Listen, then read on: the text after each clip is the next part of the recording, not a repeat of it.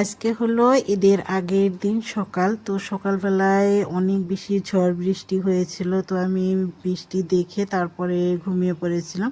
10:30টার সময় আমার হাজব্যান্ড মহিষের মাংস নিয়ে আসলো, তো আমি আদা রসুন ওগুলো বাটাবাটি করে নিচ্ছিলাম, তারপরে কাঁচামরিচ পেঁয়াজ তো সেগুলো কাটাকুটি করে নিব।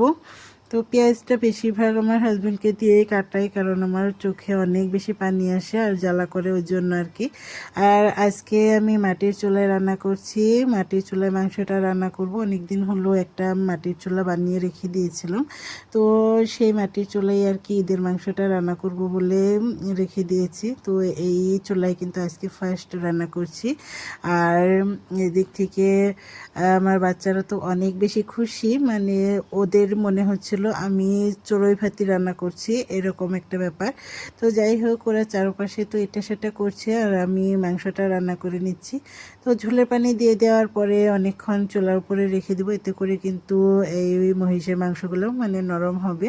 এর মধ্যে আমার ছোট ভাই এসেছে, তো ও এখন চলে যাচ্ছে। কিছুক্ষণ আগেই এসেছিল, খুব বেশি দেরি করে নাই। যাই হোক, একটু খাওয়া দাওয়ার ব্যবস্থা করেছিলাম, কারণ ও রোজা রাখে নাই, ওই জন্য আর কি। তো যাই হোক, এখন চলে গেল। আমার ছেলে তো অনেক কান্নাকাটি করেছে যাওয়ার সময়।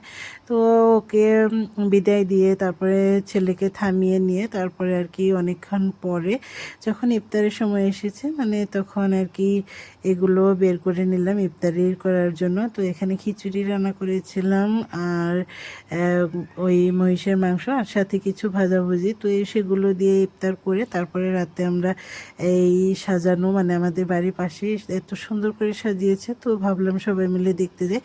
এই তো আজকের চাঁদ রাত আমাদের এরকমই গেল, আর মেহেদি পরাটা দেখানো হয় নাই। Bye bye.